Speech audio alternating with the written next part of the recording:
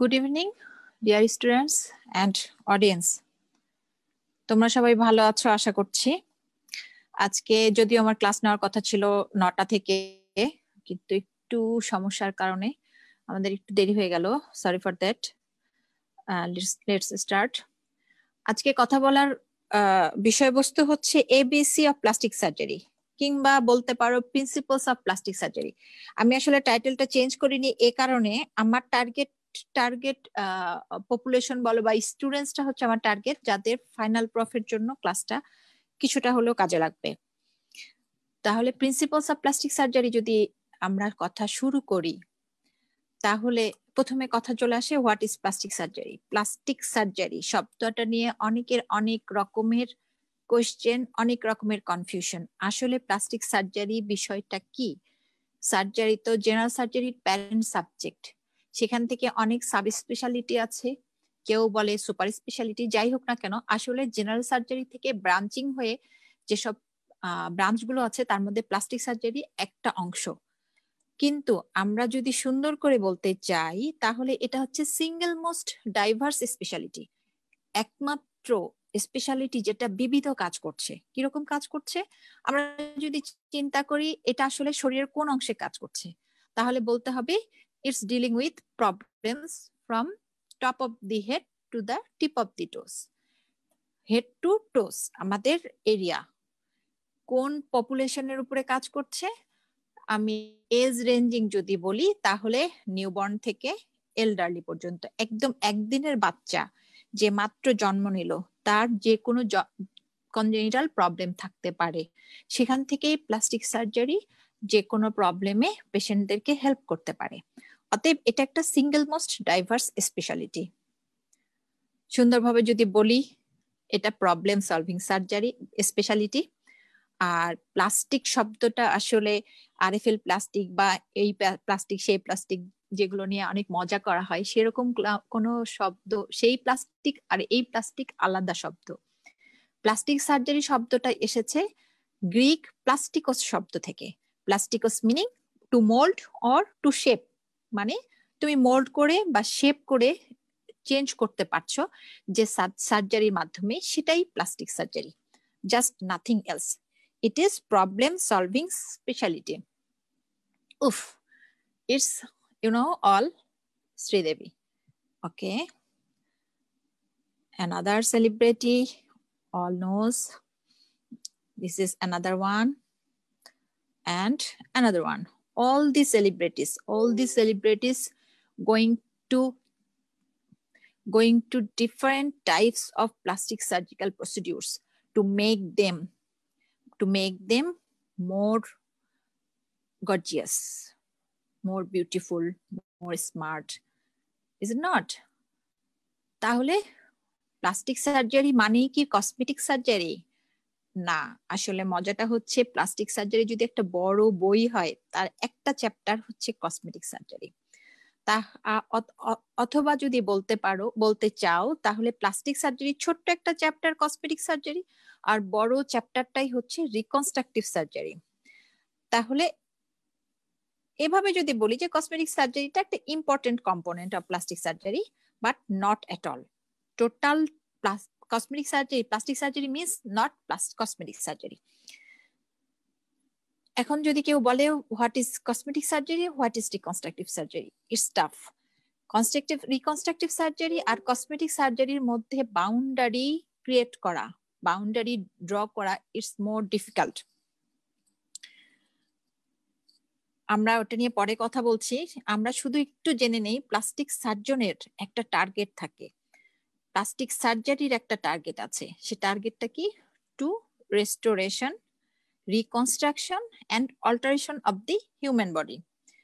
আমরা হিউম্যান বডির কিছু জিনিস রেস্টোর করব, কিংবা রিকনস্ট্রাকশনে হেল্প করব, অথবা কিছু জায়গায় অল্টারেশনে হেল্প করতে পারি। This is plastic surgery. তাহলে প্লাস্টিক সার্জারিকে যদি আমি আবার সাব ডিভিশন করি, তাহলে কি কি সার্জারি আসছে? একটা হচ্ছে কসমেটিক সার্জারি বা এস্থেটিক সার্জারি, যেটার সাথে তোমরা পুরো প্লাস্টিক সার্জারিটাকে গুলিয়ে ফেলছো, সেটা। অথবা reconstructive surgery, paediatric plastic surgery, breast surgery, hand surgery and treatment of different complications of burn patient ম্যানেজমেন্টের সার্জারি। তাহলে এই সবগুলা হচ্ছে ছোট ছোট ছোট কিছু চ্যাপ্টার। তাহলে প্লাস্টিক সার্জারি মানেই কসমেটিক সার্জারি না। আমাদের হয় কি, আমাদের চেম্বারে যখন একজন পেশেন্ট চলে আসে, আমাদের চেম্বারে পেশেন্ট এসে বলে কি যে ম্যাডাম প্লাস্টিক সার্জারি করতে হবে, কোনো দাগ থাকা চলবে না। এটা কোনো ম্যাজিক না। প্লাস্টিক সার্জারি কোনো ম্যাজিক না যে অপারেশন করব কিন্তু দাগ থাকবে না। দাগ অবশ্যই থাকবে, কিন্তু এটা হবে খুবই মিনিমাম একটা স্কার হবে। এবং এটা আমরা চেষ্টা করি এমন ভাবে হিডেন করতে যে কিছুদিন পরে হয়তো অনেক কষ্টে খুঁজে পাওয়া যাবে, কিন্তু সাডেন একটা লুক দিয়ে স্কারটাকে দেখা যাবে না। তাহলে দাগ ছাড়া অপারেশন সম্ভব না। দাগ থাকবে, মিনিমাম দাগ থাকবে, আর ওটা আমাদের টার্গেটও না। অতএব এটা মানুষের ভুল ধারণা করা চলবে না যে প্লাস্টিক সার্জারি মিন্স কোনো দাগ থাকবে না। আমরা একটু স্লাইডে চলে যাই। একটা স্লাইড দেখা যাচ্ছে, বাম দিকের ছবিটা দেখো। এটা কিন্তু আমাদেরই এক স্টুডেন্ট, মানে তখন স্টুডেন্ট ছিল, এখন ডক্টর হয়ে গেছে। আমাদেরই একজন ডাক্তারের একটা রোড অ্যাক্সিডেন্ট হওয়ার পরে তার অপারেশনটা করতে হয় রাজশাহী মেডিকেলেরই, রাজশাহীতেই অপারেশনটা করা হয়। ট্রমাটিক ইনজুরি, কি পরিমাণ অ্যাভালশন ইনজুরি ছিল। সেকেন্ড ছবিটা দেখো। সেকেন্ড ছবিটা হচ্ছে জাস্ট 1 মাসের পরের ছবি, পোস্ট অপারেটিভ 1 মান্থ। আর থার্ড ছবিটা দেখো, এটা হচ্ছে 3 বছর পরের ছবি। তাহলে প্লাস্টিক সার্জারি বলতে তোমরা যেটা বুঝো যে কসমেটিক সার্জারি, সেই কসমেটিক সার্জারিরও আবার অনেকগুলো অংশ আছে। এগুলো তোমাদের অত বেশি ইম্পর্টেন্ট না, তারপরেও শব্দগুলা জেনে নিতে পারো। Skin resurfacing, dermal and soft tissue fillers, botulinum toxin, fat grafting, forehead and brow rejuvenation, blepharoplasty, facelift, rhinoplasty, otoplasty, genioplasty আর হেয়ার ট্রান্সপ্লান্টেশন। চেনা যাচ্ছে? বাম দিকের ছবি, ডান দিকের ছবি একজনেরই। একজন হচ্ছে একটা ছবি হচ্ছে before hair transplantation and after hair transplantation. This is one scope of plastic surgery, hair transplantation. আরেকটা chapter body contouring. Body contouring মানে কিছু পেশেন্ট চাবে যে তার কনফিগারেশন বা ফিগার বা ফেসিয়াল প্রোফাইলটাকে চেঞ্জ করে দিতে হবে। সেক্ষেত্রে প্লাস্টিক সার্জন কিভাবে হেল্প করে? Liposuction, abdominoplasty, lower body lift and thighplasty, brachioplasty and trunk contouring, আর plastic surgery after massive weight loss. Media পার্সোনালরা এই ধরনের অপারেশন গুলা অহরহ করছে, একাধিক করছে। এক একজন মিডিয়া পার্সোনালের দেখা যাচ্ছে যে অনেকগুলো করে প্লাস্টিক সার্জিক্যাল প্রসিডিউরের মধ্যে দিয়ে যাচ্ছে। আর আমাদের দেশে আসছে কারা? আমাদের দেশে আসছে, আমরা যেহেতু গরিব দেশ, আমাদের দেশে আসছে যেসব মেয়ের বিয়ে হচ্ছে না বা যেসব ছেলেরা খুব শেকি ফিল করছে, তারা আসছে লাইপোসাকশন করতে আসছে, অ্যাবডোমিনোপ্লাস্টি করতে আসছে, কিংবা 6 প্যাকের জন্য অনেকে চলে আসছে।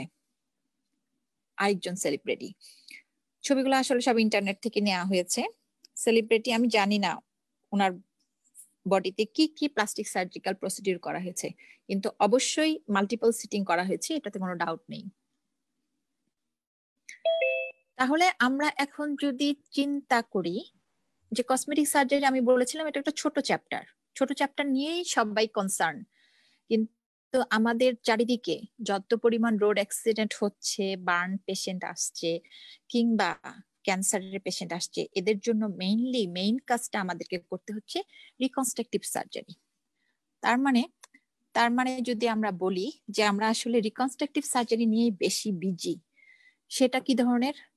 একটা স্কিনে কি ধরনের ম্যালিগনেন্সি হতে পারে? স্কোয়ামাস সেল কার্সিনোমা হতে পারে, বেজাল সেল কার্সিনোমা হতে পারে, ম্যালিগন্যান্ট মেলানোমা, বেনাইন কিছু টিউমার থাকতে পারে, যেগুলো হচ্ছে লাইপোমা থাকতে পারে, সিবাসিয়াস সিস্ট থাকতে পারে। এই পেশেন্ট গুলো আমাদের কাছে আসছে রিকনস্ট্রাকটিভ সার্জারির জন্য।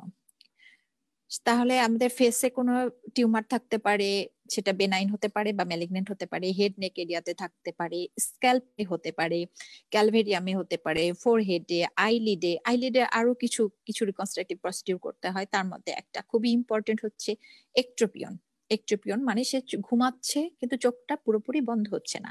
একট্রোপিয়নের পেশেন্ট আমাদের কাছে আসে, টোসিসের পেশেন্ট আসে, লিপ ডিফর্মিটি নিয়ে আসে, নোজ ডিফর্মিটি নিয়ে আসে, চিক ডিফর্মিটি নিয়ে আসে, ফেসিয়াল পলসির পেশেন্ট আসে, ম্যান্ডিবল রিকনস্ট্রাকশনের জন্য আসে। তাহলে বোঝা যাচ্ছে, আমি যে প্রথমেই বলেছিলাম যে হেড টু টো যে কোনো ধরনের প্রবলেম সলভিং সার্জারি হচ্ছে প্লাস্টিক সার্জারি, আমাদেরকে হেল্প করতে পারে।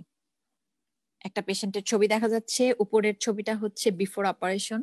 তার লিপে কিছু ডিফর্মিটি ছিল, আসলে লিপে কিছু ডিফর্মিটি ছিল, এবং মেয়েটা বিয়ের আগে আগে আমাদের কাছে আসার পরে আমরা অপারেশন করি, এবং পোস্ট অপারেটিভ পিকচারটা নিচে দেখা যাচ্ছে। এটা এক ধরনের লিপ রিকনস্ট্রাকটিভ সার্জারি। এই আরেকটা পেশেন্ট দেখা যাচ্ছে, এই পেশেন্টের ঠোঁট একদিকে বাঁকা, এটা কিন্তু ওর জন্মগত ত্রুটি। এটা এক ধরনের cleft lip, lateral cleft, lateral সাইডে ক্লেফট হয়ে আছে, একটু বেশি কাটা। তাহলে এই পেশেন্টটা কার কাছে আসবে? আমাদের কাছে আসবে। আমরা এটা রিকনস্ট্রাকটিভ সার্জারি করে, পরের ছবিটা পোস্ট অপারেটিভ একটা পিকচার দেখা যাচ্ছে। অ্যানাদার পেশেন্ট, এই পেশেন্টের হিউম্যান বাইটের কারণে লোয়ার লিপে একটা ট্রমাটিক সফট টিস্যু ডিফেক্ট তৈরি হয়েছে। দেখো গাম দেখা যাচ্ছে, তার অনেকগুলা টিথ দেখা যাচ্ছে। এই পেশেন্টটাকে প্লাস্টিক সার্জন হেল্প করতে পারে, রিকনস্ট্রাকটিভ সার্জারি করে তার লিপটাকে একটা সহনীয় পর্যায়ে নিয়ে আসতে পারে। তাহলে এখানে রিকনস্ট্রাকশন প্লাস কসমেটিক, এখানে কিন্তু বাউন্ডারি করা যাচ্ছে না। পেশেন্ট এসেছে আমাদের কাছে যে তার ঠোঁটটাকে ঠিক করে দিতে হবে, তার সৌন্দর্যের যেন মিনিমাম একটা সৌন্দর্য যেন থাকে, তাহলে কসমেটিক ব্যাপারটাও আছে, আবার রিকনস্ট্রাকটিভ ব্যাপারটাও আছে। আবার দেখো, চিন্তা করো, ফাংশনাল ব্যাপারটাও আছে। আমি যদি টেনে টুনে সেলাই করে দিতাম তাহলে তার ঠোঁটটা ছোট হয়ে যেত, মুখটা ছোট হয়ে যেত, মাইক্রোস্টোমিয়া ডেভেলপ করতো। রিকনস্ট্রাকটিভ সার্জারি করার জন্য, ফ্ল্যাপ সার্জারি করার জন্য তার কিন্তু মাইক্রোস্টোমিয়া ডেভেলপ করেনি। সেকেন্ড ছবিটা জাস্ট 7th পিওডিতে যখন স্টিচ অফ করেছি সেদিনের ছবি, কিন্তু পেশেন্টটা মোস্ট প্রবলি ভালো আছে, আমাদের সাথে আর ফলো আপে আসেনি। অতএব আমি তোমাদেরকে বেটার একটা ছবি দিতে পারিনি। এই পেশেন্টের একটা ফাইব্রাস হিস্টোসাইটোমা ছিল অ্যালাব অব দি নোজে। দেখো একটা, ওটা যখন আমি এক্সেশন করি, এক্সেশন করার পর একটা গর্ত তৈরি হয়ে গেছে। এখানে কি করতে হবে? এখানে plastic surgical procedure, reconstructive procedure করে তাকে অ্যালানেজাই যেটা, সেটাকে রিকনস্ট্রাকশন করা হয়েছে। Another patient, he was so happy and give me so many blessings for this. এটা একটা বেজাল সেল কার্সিনোমার পেশেন্ট, যাকে ওয়াইড লোকাল এক্সিশন করা হয়েছিল। ওয়াইড লোকাল এক্সিশন করার পরে তাকে একটা ফ্ল্যাপ দিয়ে কভার করা হয়েছে। সেকেন্ড ছবিটা হচ্ছে 7th পোস্ট অপারেটিভ ডের একটা ছবি, স্টিচ অফ করার পরই ছবিটা নেওয়া হয়। Patient was so much happy with this picture. Another patient, এটা squama cell carcinoma ala of the nose, যার এক্সিশন করার পরে রিকনস্ট্রাকশন করা হয়েছে। প্রত্যেকটা জায়গায় দেখো এস্থেটিক ব্যাপার বা কসমেটিক অ্যান্ড রিকনস্ট্রাকশন দুটা কিন্তু খুব পাশাপাশি চলেছে। আমরা চিন্তা করছি রিকনস্ট্রাকশন, পেশেন্ট চিন্তা করছে কসমেটিক পারপাস। সহনীয় একটা কসমেটিক লুক চাচ্ছিল তারা, আর আমরা চিন্তা করছি ম্যালিগনেন্সিটা এক্সিশন করতে হবে, অ্যাডিকুয়েট এক্সিশন করতে হবে, এবং ওই যে সফট টিস্যু ডিফেক্টটা হবে সেটাকে রিকনস্ট্রাক্ট করতে হবে। এখানে প্লাস্টিক সার্জন একটা বড় ভূমিকা পালন করছে। অ্যানাদার পেশেন্ট, এই পেশেন্টের squama cell carcinoma tip of the নোজে ছিল। এক্সিশন করার পরে তার নাকের এই হাল। পেশেন্ট ইয়াং ফিমেল পেশেন্ট, পরে তাকে এক রাইনোপ্লাস্টি বলতে পারো, আসলে ফোরহেড ফ্ল্যাপ নেওয়া হয়েছে, কপালে একটা দাগ দেখা যাচ্ছে। এই ফোরহেড ফ্ল্যাপটা নিয়ে এসে তার নাকটা তৈরি করা হয়েছে। Another patient of malignancy, upper লিপে squama cell carcinoma, wide local excision করার পরের ছবি।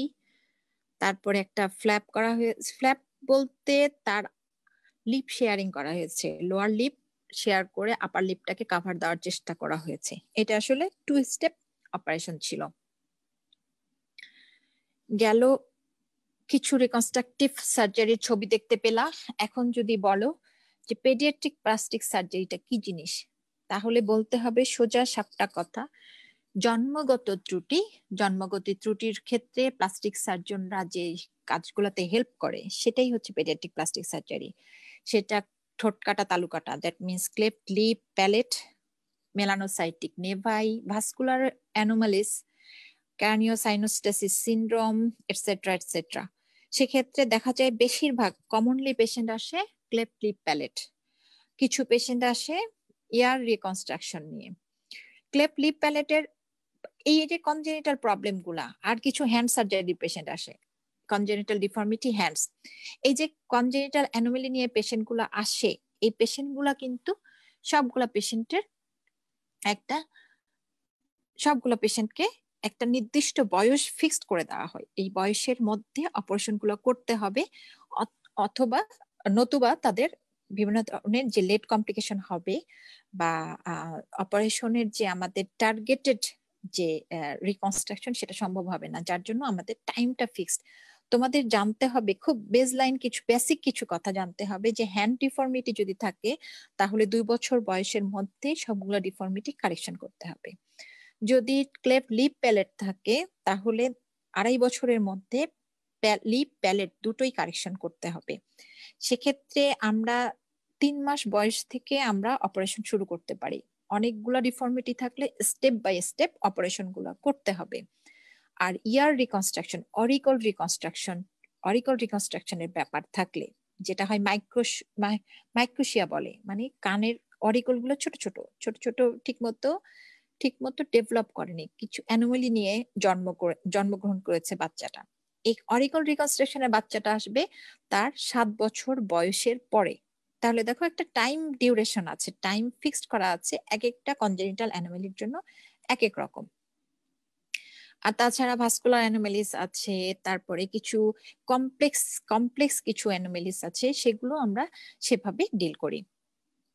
তাহলে এগুলো হচ্ছে plastic surgical procedure. Cleft lip প্যালেটের প্রচুর পেশেন্ট তোমরা নিজেদের আত্মীয়ের মধ্যে দেখবা, কিংবা পাড়া প্রতিবেশীর মধ্যে, কিংবা রাস্তাঘাটে দেখতে পাবা ক্লেফট লিপ প্যালেটের কিছু পেশেন্ট দেখা যায়।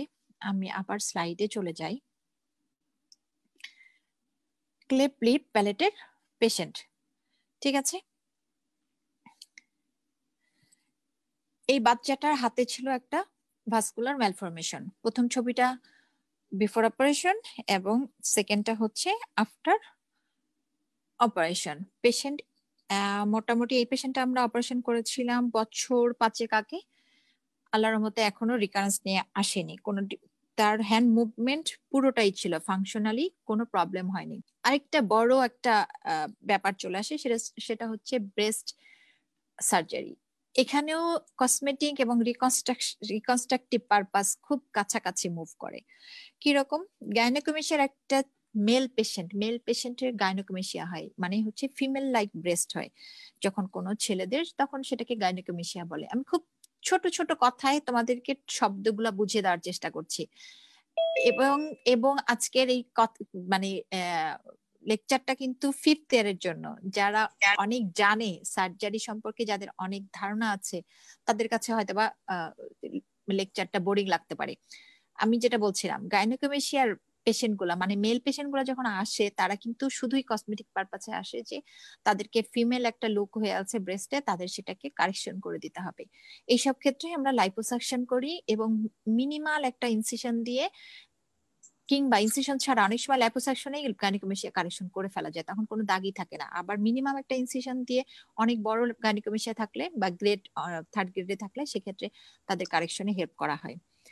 এটা গেল মেল পেশেন্টের ক্ষেত্রে। আর ফিমেলের ব্রেস্টের তো প্রচুর সার্জারি আছে, সেটা অগমেন্টেশন ম্যামোপ্লাস্টি হতে পারে, রিডাকশন ম্যামোপ্লাস্টি হতে পারে। ব্রেস্ট ক্যান্সারের পেশেন্টকে আমরা পোস্ট ম্যাস্টেকটমি রিকনস্ট্রাকশন করে নতুন একটা ব্রেস্ট তৈরি করে দেওয়া যেতে পারে। একটা ম্যাস্টেকটমি পেশেন্টের নিপল অ্যারেওলা রিকনস্ট্রাকশন করে দেওয়া যেতে পারে, কিংবা কোনো ট্রমা কিংবা কোনো বার্নের কারণে যদি কারো নিপল অ্যারেওলা নষ্ট হয়ে গিয়ে থাকে, তাদেরও রিকনস্ট্রাকশন করা যায়।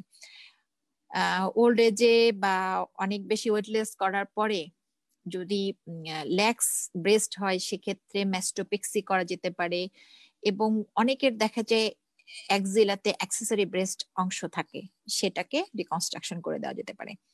আলটিমেটলি দেখা যাচ্ছে ব্রেস্টের উপরে অনেক কাজ, এটা তোমরা কখনো কসমেটিক পারপাস, কখনো রিকনস্ট্রাকটিভ পারপাসে।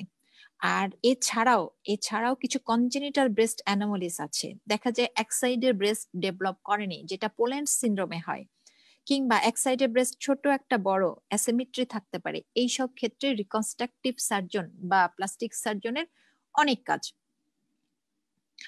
চলে আসি হ্যান্ড সার্জারিতে। হ্যান্ড সার্জারিতে প্লাস্টিক সার্জনের ভূমিকা অনেক অনেক বেশি। হ্যান্ড ইনফেকশন কিংবা fracture, open fracture, soft tissue injury, burn hand burn, তারপরে হচ্ছে পোস্ট বার্ন স্কার কন্ট্রাকচার বা টেন্ডন ইনজুরি, কিংবা রিপ্লান্টেশন সার্জারি খুবই চ্যালেঞ্জিং সার্জারি। একটা আঙ্গুল কেটে পড়ে গেল, আঙ্গুলটাকে আবার জায়গা মতো লাগিয়ে দিতে হবে, রিপ্লান্টেশন সার্জারি।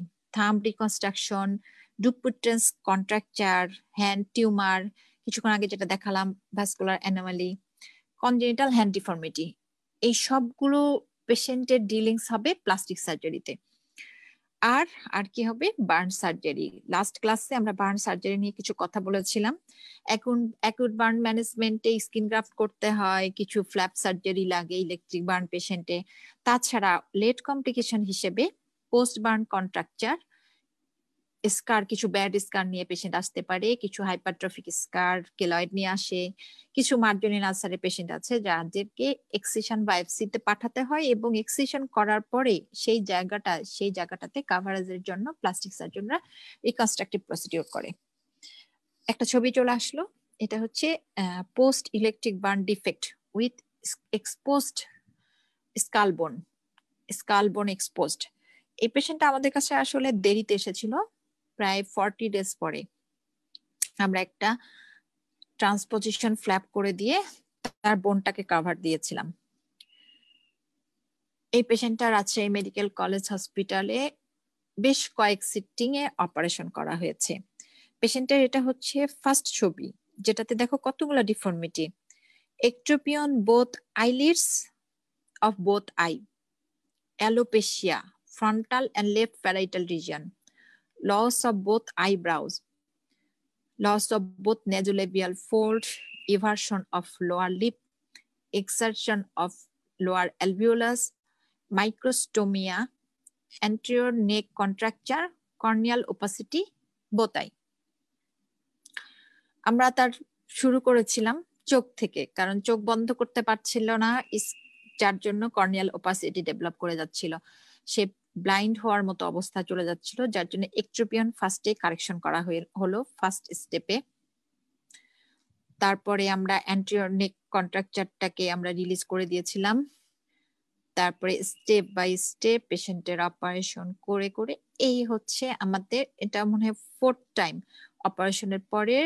এই হচ্ছে picture before operation, after operation. এখন চলে আসি ট্রাঙ্ক আর লোয়ার এক্সট্রিমিটিতে প্লাস্টিক সার্জিক্যাল কি কি প্রসিডিউর আছে। Chest wall reconstruction, abdominal wall reconstruction, perineum reconstruction of penis, lower extremity, ankle and foot reconstruction, lymphoedema patient and pressure শোরের পেশেন্টের আগে বলা হতো যে প্রেসার শোরের পেশেন্টের আর কি ম্যানেজমেন্ট, ও ক্ষত হয়ে গেছে, ঘা হয়ে গেছে, পচে যাচ্ছে মাংস, থাক ওভাবেই, খালি পরিষ্কার করে করে ড্রেসিং করে করে রাখা হতো। কিন্তু প্লাস্টিক সার্জারির অনেক প্রসিডিউর আছে যারা এই বৃদ্ধ বয়সে এই আমাদের যে সিনিয়র সিটিজেনদেরকে এই প্রেসার শোরের এই ভয়াবহ দুর্গন্ধ থেকে কিছুটা রক্ষা করতে পারে। এটা একটা lower limb operation. Road traffic accident হওয়ার পরে তার একটা সফট টিস্যু ডিফেক্ট ছিল ব্যাক অফ দি হিল, বা বলতে পারো টেন্ডো অ্যাকিলিস এর উপরে, যেখানে টেন্ডো অ্যাকিলিস এবং পার্ট অফ বোন এক্সপোজড ছিল। নিচের ছবিটা হচ্ছে 3 months after operation, flap coverage করা হয়েছিল। প্রেসার শোর নিয়ে কথা বলছিলাম, প্রেসার শোরের একটা পেশেন্টের পিকচার তোমাদের জন্য, যেটাতে ফ্ল্যাপ কভার করে প্রেসার শোর ম্যানেজ করা হয়েছে। So this is just ABC of plastic surgery. Plastic surgery এত ভাস্ট একটা সাবজেক্ট যে এটা নিয়ে আসলে একটা ক্লাসে কথা বলে কিছু বলা সম্ভব না। তোমাদেরকে শুধু জানানো যে প্লাস্টিক সার্জারি আমাদের ডানে বামে অনেক পেশেন্টকে অনেকভাবে হেল্প করতে পারে। আমরা অনেক পেশেন্টকেই হেল্প করতে পারি, অনেক অনেক সিচুয়েশন ম্যানেজ করতে পারি, এবং যেটা তোমাদের না জানার কারণে সেগুলো ম্যানেজ হচ্ছে না। আমার আমার কথা হচ্ছে যে তোমাদের কোশ্চেন আসবে স্কিন গ্রাফট নিয়ে। স্কিন গ্রাফট এবং ফ্ল্যাপ সার্জারি ডিফারেন্স কি? তোমাদের কোশ্চেন আসবে ফ্ল্যাপ বলতে কি বোঝো? তোমাদের কোশ্চেন আসবে যে একটা মার্জুনিল আলসারের পেশেন্ট তোমরা কিভাবে কভার করতে পারো। এইগুলো যখন কথাগুলো চলে আসবে তখন প্লাস্টিক সার্জারি ডিসিপ্লিনটার কথা চলে আসবে। প্লাস্টিক সার্জারির একটা অংশ বার্ন। প্রথম ক্লাসে আমরা বার্ন ম্যানেজমেন্ট নিয়ে কথা বলেছি, আর আজকে গেলাম এবিসি অফ প্লাস্টিক সার্জারি নিয়ে। প্লাস্টিক সার্জারিতে অনেক চ্যাপ্টার, অনেক ইন্টারেস্টিং, এবং কেউ যদি তোমাদের মধ্যে ইন্টারেস্টেড থাকো, তোমরা যদি মনে করো যে আমার স্পেসিফিক একটা চ্যাপ্টার বা স্পেসিফিক পেশেন্ট নিয়ে তোমাদের কোনো ক্লাস তোমরা করতে চাও, তাহলে আমি নেক্সট টাইম ইনশাল্লাহ ক্লাস নেব। আজকের মতো আল্লাহ হাফেজ।